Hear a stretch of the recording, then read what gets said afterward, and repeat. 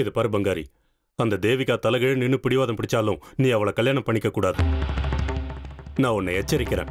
அப்பா, அவ இவனை மிரட்டி சாதிச்சா என்னப்பா இவன் பண்ணுவான்? அவன் மிரட்டலுக்கு இவன் பயந்துட்டா அப்புறம் உங்க நிலைமை என்ன ஆகும்? அத பத்தி தான்ப்பா நானும் யோசிச்சுட்டு இருக்கேன். அவகிட்ட இருந்து எப்படியாவது இவனை காப்பாத்தி ஆகணும். பங்காரி, உன்னை கையெடுத்து கும்பிட்டு கேட்டுக்கிறேன், தேவிகாவை கல்யாணம் பண்ணிக்காதப்பா. என் மல்லி ஒன்னதான்ப்பா நம்பிக்கிட்டு இருக்கா. எங்க வீட்டுல உங்க காதலை எல்லாரும் எதிர்த்தப்போ நான் மட்டும் உங்களுக்கு ஆதரவா தான் இருந்தேன். ஏன் தெரியுமா? இந்த குலம், கோத்திரம், அந்தஸ்து எல்லாத்தையும் விட என் பொண்ணோட சந்தோஷம் தான் எனக்கு முக்கியம். அவன் நிம்மதியும் சந்தோஷமும் இப்போ உன்கிட்ட தான் இருக்கு. தயவு செஞ்சு ஏமாத்திராதப்பா. அப்பா, என்னப்பா நீங்க?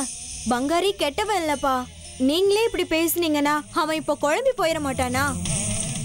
இந்த மாதிரி நேரத்துல நாம தானே இவனுக்கு தைரியத்தை கொடுக்கணும். அவனுக்கு தைரியம் கொடுக்கறதுக்குள்ள நாம தைரியத்தை இழந்துருவோம் போல இருக்கு. என் பொண்ணோட எதிர்காலத்தை நினைக்கும் போது எனக்கு பயமா இருக்கு. தயவு செஞ்சு உன்னை கெஞ்சி கேட்டுக்கிறேன், என் பொண்ணை கைவிட்டுறதப்பா. எனக்கு மட்டும் என்ன, இவளை கட்டிக்கிட்டு கஷ்டப்படணும்னு ஆசையா என்ன? இங்க இருந்து தப்பிக்கிறதுக்கு ஏதாவது ஒரு வழி சொல்லுங்க.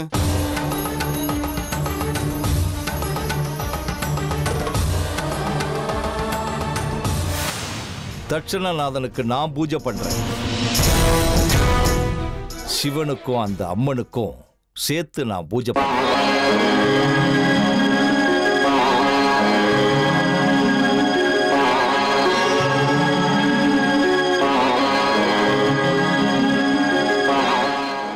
அவங்க ரெண்டு பேருக்கு இது விசேஷமான பூஜை.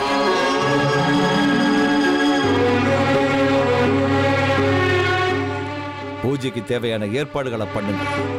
இன்னைக்கே நம்ம பூஜைகளை பண்ணிடலாம்.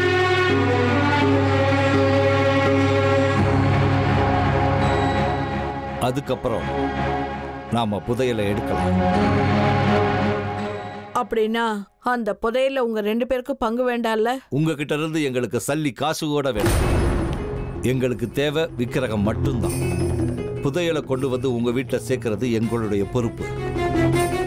ஆனா ஒரு நிபந்தனை, நாளைக்கு காலையில சூரிய உதயத்துக்கு முன்னால விக்கிரகத்தை எங்க கிட்ட ஒப்படைச்சிடணும்.